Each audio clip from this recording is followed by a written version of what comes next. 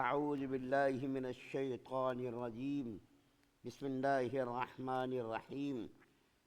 وإلى عاد أخاهم هودا قال يا قوم اعبدوا الله ما لكم من إله غيره إن أنتم إلا مفترون. يا قوم لا أسألكم عليه أجرا إن أجري إلا على الذي فطرني أفلا تعقلون. ويا قوم استغفروا ربكم ثم توبوا إليه يرسل السماء عليكم مدرارا ويزدكم قوة إلى قوتكم ولا تتولوا مجرمين. قالوا يا هود ما جئتنا ببينة وما نحن بتاركي آلهتنا عن قولك وما نحن لك بمؤمنين. اور قوم عاد کے پاس ہم نے ان کے بھائی ہود علیہ السلام کو پیغمبر بنا کر بھیجا. انہوں نے کہا اے میری قوم اللہ کی عبادت کرو، اس کے سوا تمہارا کوئی معبود نہیں ہے، تمہاری حقیقت اس کے سوا کچھ نہیں کہ تم نے جھوٹی باتیں تراش رکھی ہیں. اے میری قوم میں تم سے اس تبلیغ پر کوئی اجرت طلب نہیں مانگتا.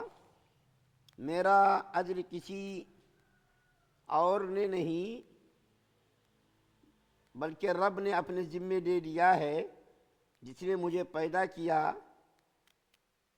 کیا پھر بھی تم عقل سے کام نہیں لیتے ہو؟ میری قوم اپنے پروردگار سے گناہوں کی معافی مانگو، پھر اس کی طرف رجوع کرو. وہ موسلا دھار بارش برسائے گا اور تمہاری موجودہ قوت میں مزید قوت کا اضافہ کرے گا اگر تم منہ نہ موڑو. انہوں نے کہا اے ہود علیہ السلام تم ہمارے پاس کوئی روشن دلیل لے کر آئے ہو اور ہم اپنے خداؤں کو صرف تمہارے کہنے سے چھوڑنے والے نہیں ہیں اور ہم اس پر ایمان نہیں اور نہ ہم تمہاری بات پر ایمان لا سکتے ہیں.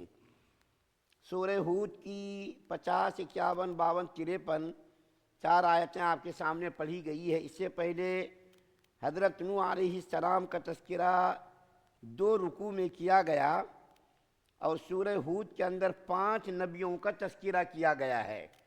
سب سے پہلے تو حضرت نوح علیہ السلام کا تذکرہ کیا گیا. اب یہاں سے حضرت ہود علیہ السلام کا تذکرہ کیا جا رہا ہے. حضرت ہود علیہ السلام قوم عاد کی طرف مبعوث کیے گئے.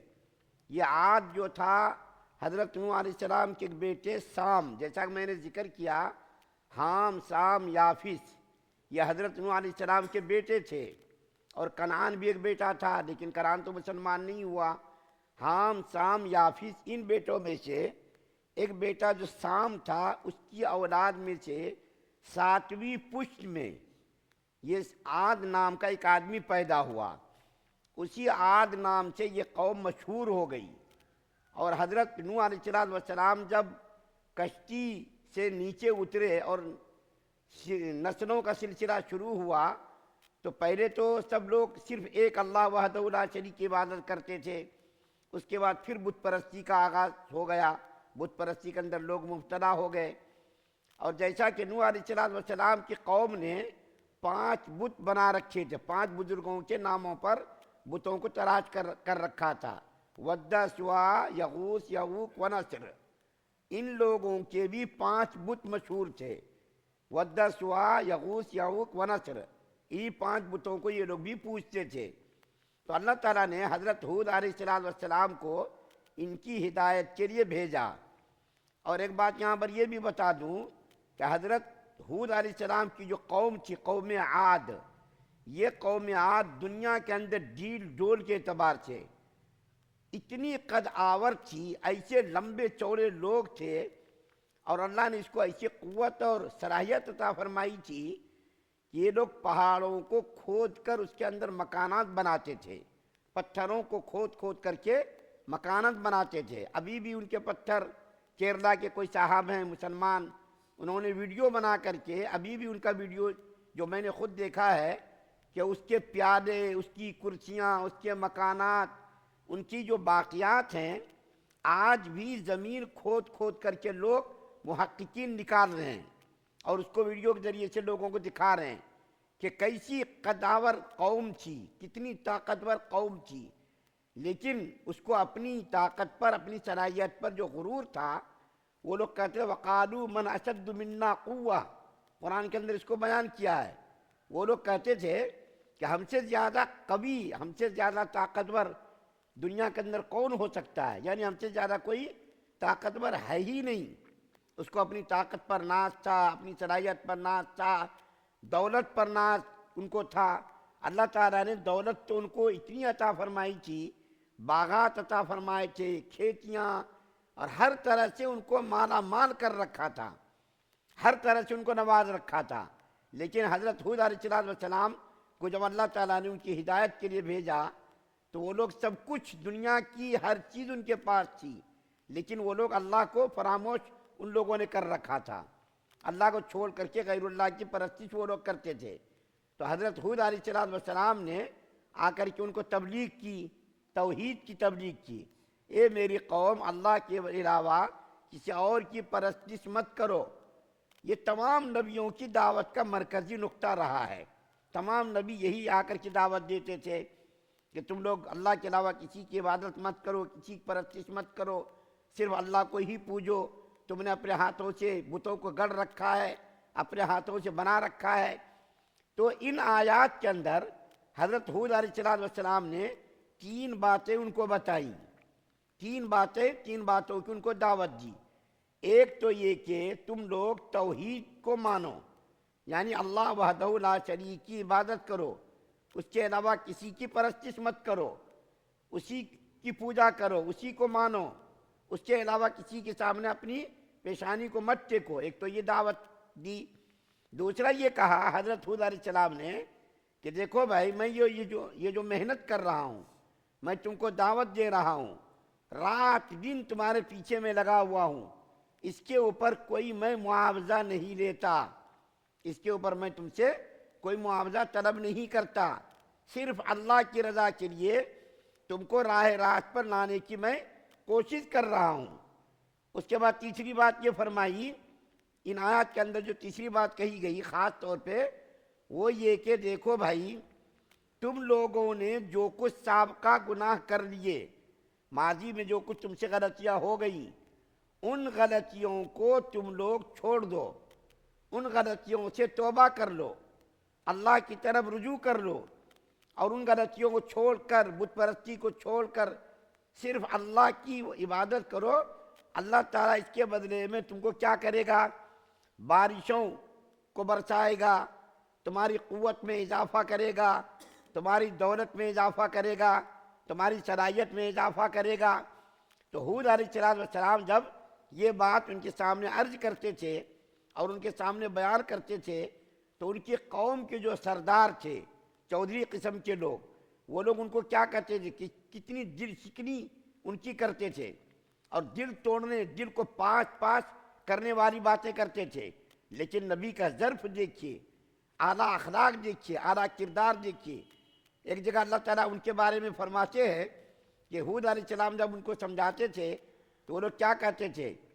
اے ہود علیہ السلام، ہم تم کو بے وقوف سمجھتے ہیں، وَإِنَّا لَنَظُنُّكَ مِنَ الْكَاذِبِينَ، اور ہم تم کو جھوٹا بھی سمجھتے ہیں، نعوذ باللہ۔ دیکھیے نبی کی ذات، وہ نبی جو اسی کے یہاں پیدا ہوئے، اسی کے یہاں جوان ہوئے، اسی کے یہاں پلے، اسی کے یہاں بڑھے، سب کچھ ان کے سامنے ہوا، اور جب انہوں نے اللہ وحدہ لا شریک کی دعوت دی تو کیا کہتے ہیں کہ ہم تم کو بے وقوف سمجھتے ہیں اور ہم تم کو جھوٹا بھی سمجھتے ہیں۔ ہود علیہ السلام اس کے جواب میں سخت کلمہ کہہ سکتے تھے، ناراضگی کا اظہار کر سکتے تھے، لیکن ہود علیہ السلام کیا کہتے ہیں؟ قال یا قوم لیس بی سفاہہ، اے میری قوم، میں بے وقوف نہیں ہوں، ولکنی رسول من رب العالمین، لیکن رب العالمین کا میں فرستادہ ہوں، رب العالمین کا میں بھیجا گیا نبی ہوں، رسول ہوں۔ اللہ نے مجھ کو ذمہ داری دے کر کے بھیجا ہے۔ تو وہ لوگ کہتے تھے کہ اے ہود علیہ السلام، جو آیات پڑھی گئی اس کے اندر وہ لوگ کہتے تھے کہ اے ہود علیہ السلام، تم نبوت کا دعویٰ کرتے ہو اور تم جو نبی ہونے کا تم کو دعویٰ ہے، تو تم اس کوئی روشن دلیل لے کر کے نہیں آئے؟ روشن دلیل لے کر کے آنا تھا، یعنی تم کو کوئی معجزہ دکھانا تھا، تم نے تو کوئی معجزہ دکھایا نہیں۔ حالانکہ حضرت ہود علیہ السلام بے شمار معجزات ان کے سامنے پیش کر چکے تھے، ان کو دکھا چکے تھے۔ اس کے باوجود وہ لوگ کیا سمجھتے تھے کہ بس رات دن یہ معجزہ ہی دکھاتے رہے، کرشمہ سازی کرتے رہے، کہانیاں افسانے سناتے رہے، سچی جھوٹی کہانیاں گڑھ کر کے ان کے سامنے پیش کرتے رہے، گویا کہ نبوت کو، رسالت کو ان لوگوں نے ایک کھیل تماشا سمجھ رکھا تھا کہ آپ جو لے کر کے نہیں آئے۔ حالانکہ روشن دلائل کے ساتھ ان کو اللہ نے بھیجا، معجزات دے کر کے بھیجا، اس کے باوجود وہ لوگ یہی کہتے تھے کہ آپ کو روشن دلیل لے کر کے نہیں آئے۔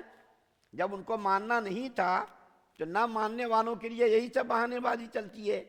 تو ہود علیہ السلام کو لوگ ڈراتے بھی تھے کہ اے ہود علیہ السلام، آپ ہمارے بتوں کی برائی کرتے ہو، آپ ہمارے بتوں کی مذمت کرتے ہو، اللہ تعالیٰ جو ہے تمہاری ہمارے بت تم کو سزا دیں گے، ہمارے بت تم کو پکڑیں گے۔ تو حضرت ہود علیہ السلام ان کے بھڑکانے پہ کہتے تھے، ان کے کہنے پر کہ لوگو، تمہاری ان بتوں کے اندر کوئی صلاحیت نہیں ہے، نہ سننے کی صلاحیت، نہ دیکھنے کی صلاحیت، نہ نفع پہنچانے کی صلاحیت، نہ نقصان پہنچانے کی صلاحیت، اس کے اندر تو کچھ بھی صلاحیت نہیں ہے۔ یہ تو بت ہے، یہ تو پتھر کی طرح سے وہ بت ہے، اس کے اندر تو کوئی صلاحیت نہیں۔ اچھا چلو، اگر اس کے اندر کوئی صلاحیت ہے تو چلو مجھ کو نقصان پہنچا، بتاؤ ان کو، میرا کچھ نقصان پہنچا دو، میری کچھ جو ہے کوئی میرا کچھ فائدہ کرا دو، اگر اس کے اندر صلاحیت ہے۔ تو حضرت ہود علیہ السلام نے اپنی قوم کو بہتر سمجھانے کی کوشش کی، دلائل کے ذریعے، عقل کے ذریعے، ہر اعتبار سے سمجھانے کی کوشش کی۔ ابھی آگے بھی پورے رکوع میں حضرت ہود علیہ السلام کا تذکرہ ہے، انشاءاللہ اس کا بیان کیا جائے گا۔ اللہ سے دعا اللہ ہم سب کو سننے زیادہ عمل کی توفیق عطا فرمائے۔ سبحان اللہ و بحمدہ، سبحانک اللہم و بحمدک۔